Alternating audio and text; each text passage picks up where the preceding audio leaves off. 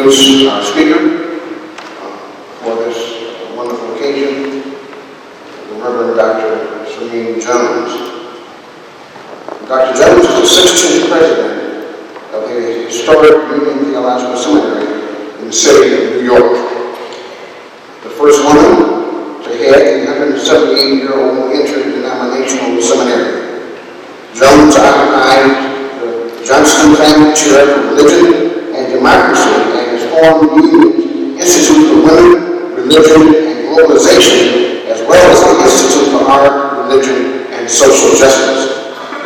Jones came to Union after 17 years at Yale University, where she was the Title III Professor of Theology at the Ecumenical School and Chair of Women, Gender, and Sexuality Studies in the Graduate School of Arts and Sciences. She holds degrees from the University of Oklahoma, Yale Ecumenical School, and Yale University. Jones is ordained in the Christian Church by the Disciples of Christ and the United Church of Christ. She is the author of several books, including Calvin and the Rhetoric of Piety and Trauma. Calvin and the Rhetoric of Piety, and also Trauma and Grace. Jones is a leading theologian who regularly contributes to scholarly and public discussions on matters of faith, social justice, and public life. Please join me in giving a warm welcome to Dr. Jones.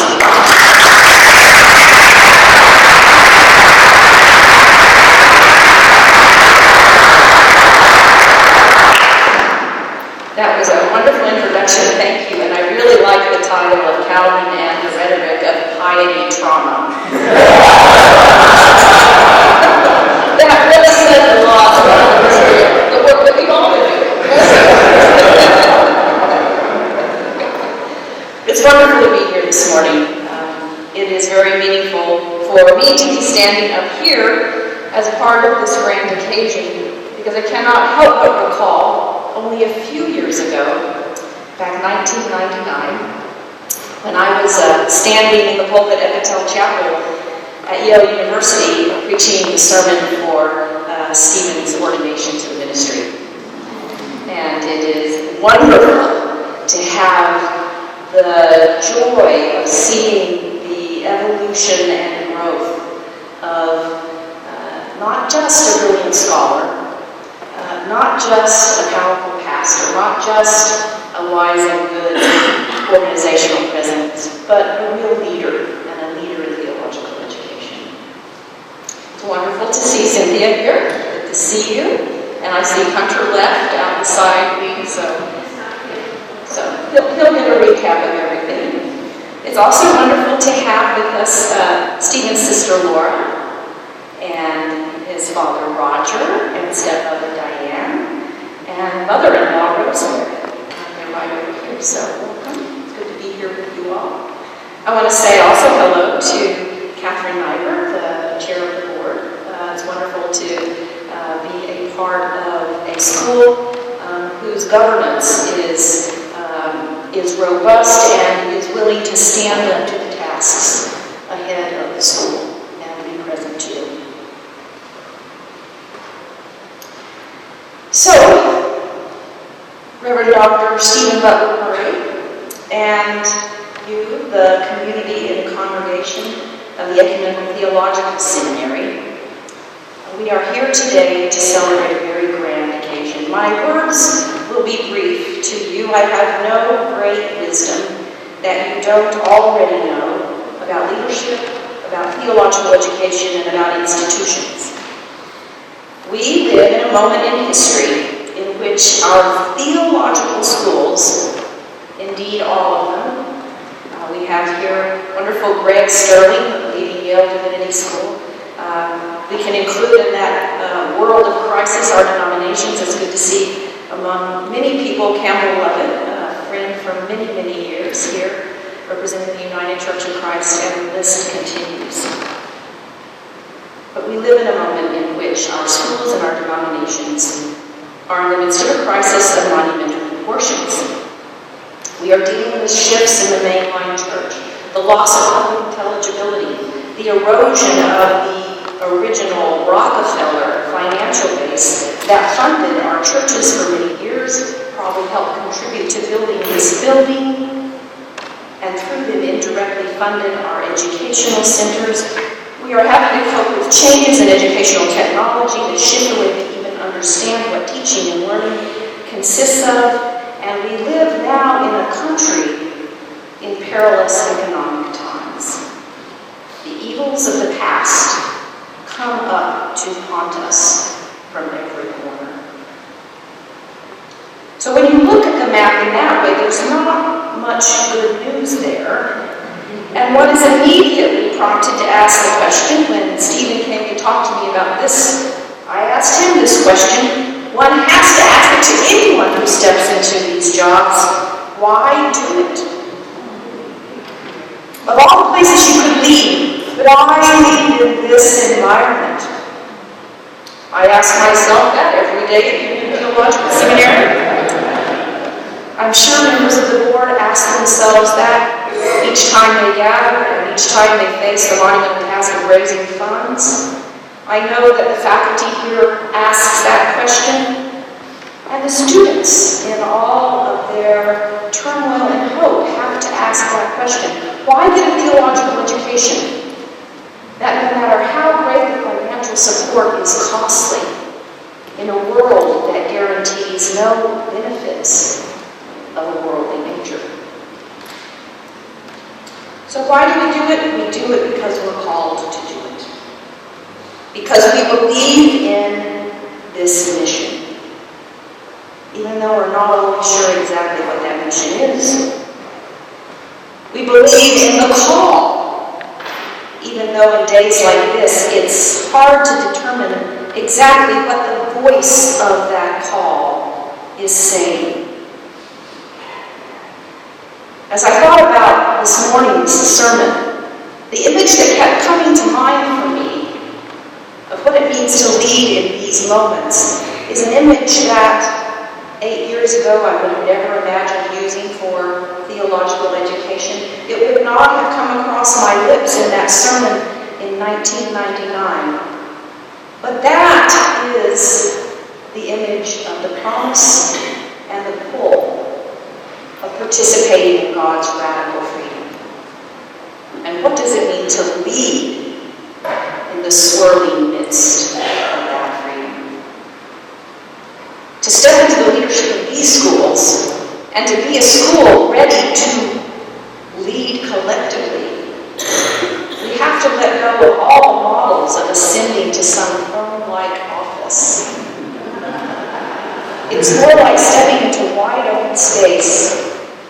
But this is the trick. And not being afraid, but exhilarated. When I first became the president of Union, I came straight from the classroom, and I had endless amounts of advice. I had a huge stack of leadership books that accumulated on my desk over that first year. And now in my 7th year, I find myself inspired not so much by these books. They had some very good advice on them. I recommend them. I still look back at Friedman and Collins. I never thought I would subscribe to the Harvard Business Review, and now I read it regularly.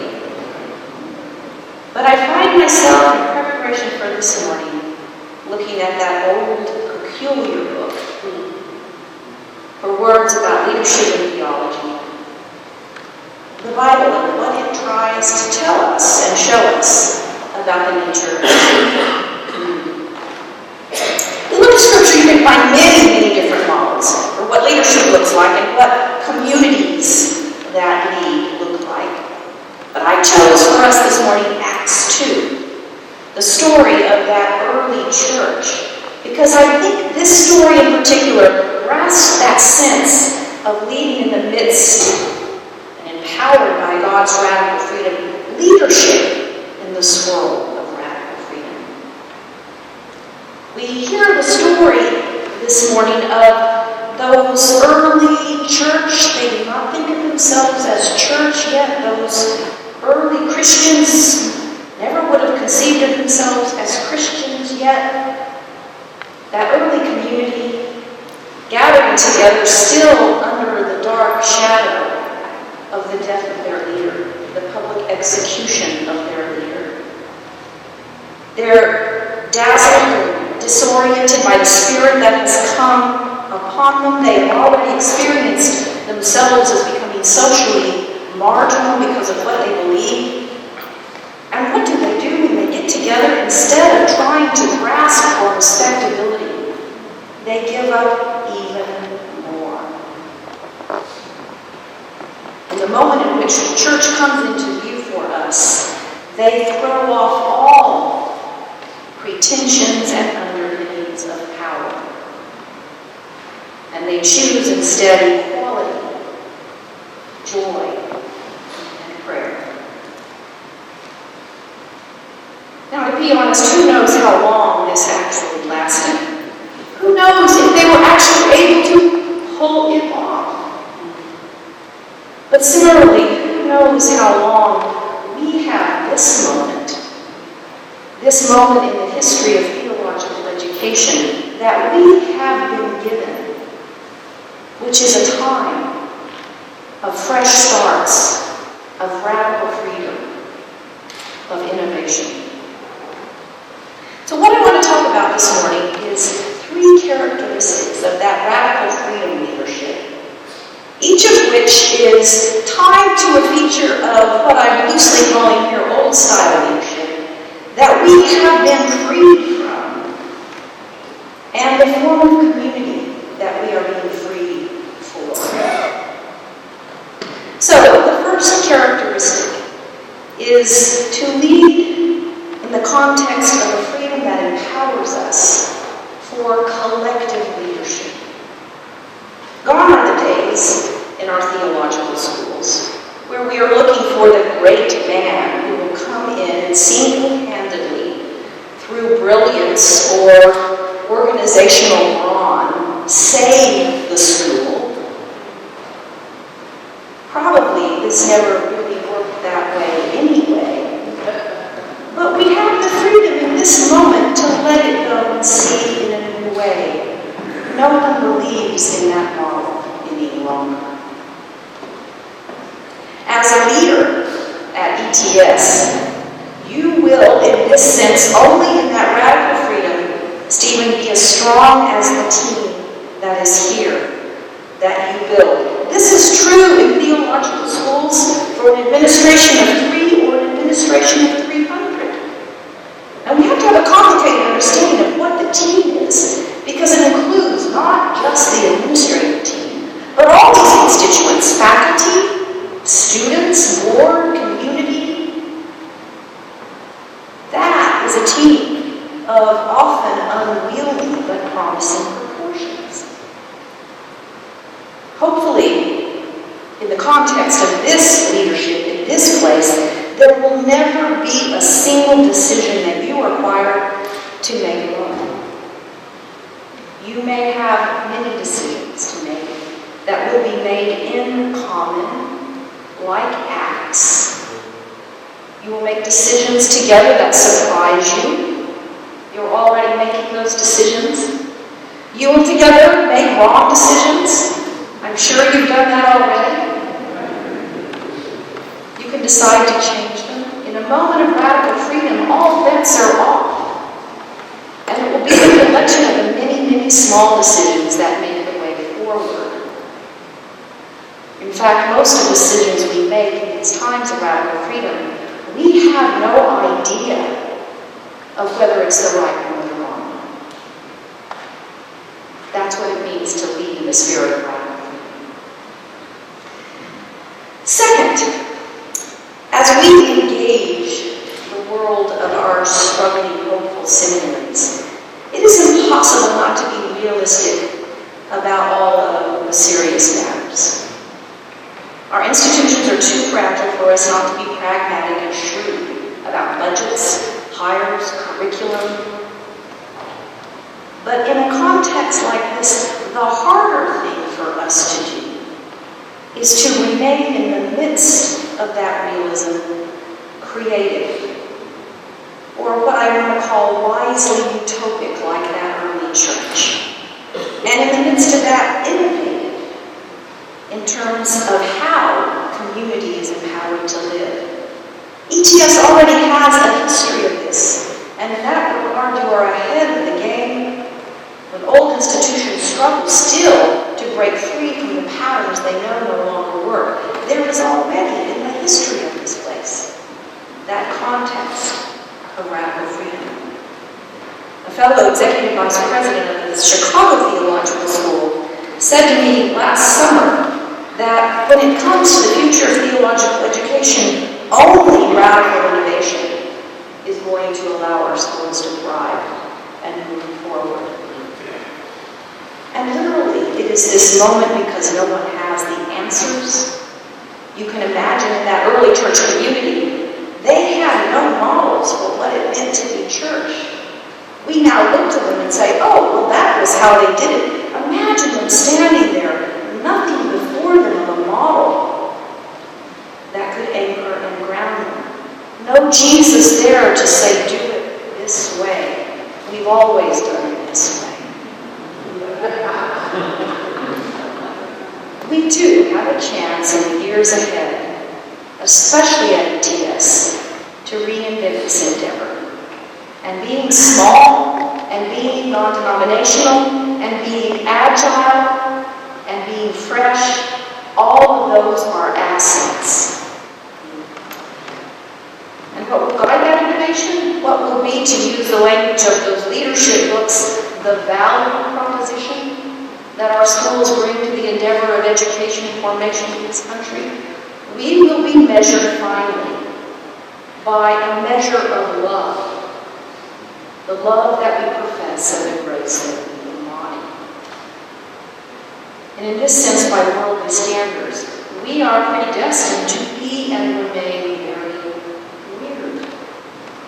We can't let go of that strangeness, that off-kilter quality of our vision and our work, because that's precisely what we have to offer. Love leading us in the midst of that. Which brings me to the third feature of leadership. And that is this strange, weird quality of being authentic. Being authentically who you are as a leader and as a community. For authentic leadership encourages authentic community. What this means is we no longer have to lead like every other leader. Stephen, you will do it the Stephen way. Which means, in the midst of all of that, the struggle to stay awake and be present. And this feature is one you rarely find in those leadership books. A deep willingness to be vulnerable. Not just as a leader, but as a community. I, as president of union, have had to learn what it means to take pride in the fact that I am now known as the crying president. This was never more clear to me than this past fall, when I came back from a trip to Ferguson with our senior team to land on the runway of LaGuardia, only to hear that the grand jury decision had come down with a non-indictment of the police officers involved in the murder of Eric Garner.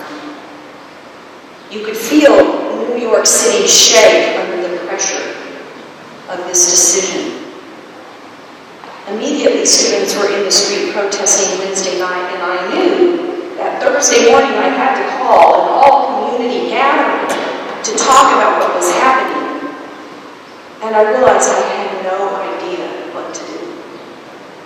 I know I couldn't avoid calling the community meeting. I sent out an email to all the different constituents. I asked them to come to the chapel at 12:30. I got the student leadership in my office beforehand and had asked them to help me brainstorm. I had been up most of the night trying to dribble down on pieces of paper what it is I thought we should do. And I finally decided to begin by, first of all, explaining to the students how completely overwhelmed I was by this moment, how furious and saddened I was by the decision of the grand jury, how frightened I was for what this meant in New York City, indeed for the whole nation, and saw that I got choked up. And I told them I didn't know what to do.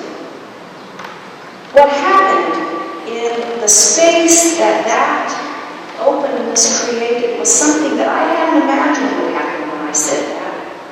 But it involved students coming to the fore, setting up a protest hub, getting involved in the protests across New York City, becoming the principal organizing center of what would eventually become a 50,000 person march.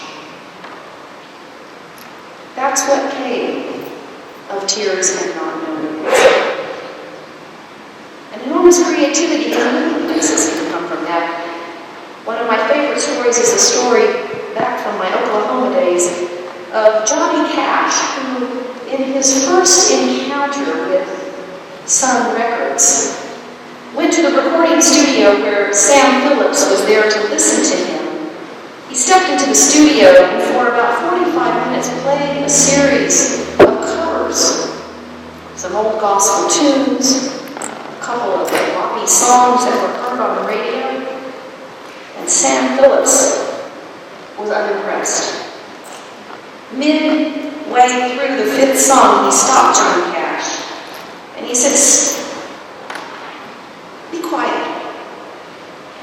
And then he looked at Johnny Cash and he said, "Johnny, we need songs that can save us." Johnny Cash, all he had to do was let go, and he knew what song to sing, and there for the first time in public came out the Folsom Prison Blues. We have this in Detroit, the city of the blues, that captures the sense of the dynamic play between authenticity and vulnerability. And I'll end now with another story. This last weekend, I was very grateful to be part of a congressional delegation that traveled to Selma with John Lewis to commemorate the 50th anniversary of the Civil Rights Voting Rights March across the Edmund Pettus Bridge. I'm still trying to sort through the enormity of the things that I saw and felt in the midst of this town and these people surrounded by 25 senators and 72 congressmen. What sticks with me most vividly, though, is that Selma is so small. 20,000 people. 20,000 people. It lives in our imaginations as a mythic proportions. It has 2 main streets.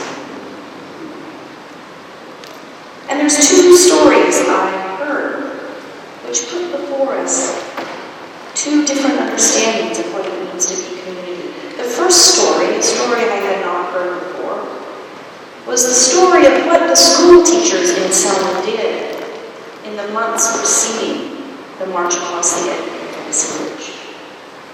All of the school teachers from the segregated black school put on their Sunday clothes once a week on a Friday and went to the courthouse to attempt to register to vote. Sometimes only 30 showed up. Often it was the full 300. But they went back again and again. Each time beaten and pushed away. And when asked why they were doing it, they said, "This is for our students." Contrast that to another story I heard, which not in the history books. And that is this: the night before Bloody Sunday, the now very famous Sheriff Clark sent out a message to the county asking all white men who were willing to come down to the courthouse and be deputized. And hundreds showed up to support their community. What was waiting for that group of marchers when they crested the Edmund Pettus Bridge and saw a sea of blue was not a well-trained collection of Alabama state troopers, but the men who ran the gas stations grocery store. Men who they knew, some of them from church, who they had grown up with. It showed in that moment that what happened in Selma was not just the product of one bad leader, but of a community committed. What's the difference between these two groups? Same time, same place. What do they do? On the one hand, the school teachers, fueled by really nothing but the love that they have and the determination for their students to have a different future. They were tied to an outcome, a set of measures, a value proposition that did not belong to the dominant culture. They were realistic about what they faced, but they were enormously creative and strategic, and they were willing to be vulnerable. Indeed, to wake up time and again and walk up the steps of the courthouse, knowing that the minute they came onto those steps, they lost control over their physical lives. And on the other hand, you have another group, fueled by a deep sense of community, bonded by a hatred. There was no strategy to their actions. It was just violent. There was no imagination, no freshness there. They were bound to a past, and there was no horizon larger than the county boundary. Stephen and ETS, I want to end today with what has become for me the chant of these days, a chant that is not just a protest chant, it's not just a church chant. For me, it's something that needs to become an organizational and institutional chant. It is the chant that was created by the protesters in Ferguson, and it goes like this. You hear it over and over and over again. We have a duty to fight. We have a duty to win. We must love and respect each other. We have nothing to lose but our chains. We have a duty to fight. We have a duty to win. We must love and respect each other. We have nothing to lose but our chains. Brothers and sisters, at this point in theological education, in the midst of our fragile, changing institutions, we have nothing to lose but our own chains. As one of my favorite poets says, yes, the past is coming up to haunt us from all corners. We can hear the sound of the great glacial thaws as history cracks and shifts and plows new ground. And the sounds we hear are the sounds of suffering, evils that will not let us go until we face them head on. And at stake is nothing less than the future of our world. Today, these matters and the tasks of these institutions are soul-sized. And we are blessed to unfold these institutions in the full knowledge of the freedom, the radical freedom of a God who loves us and holds us and strengthens us and sends us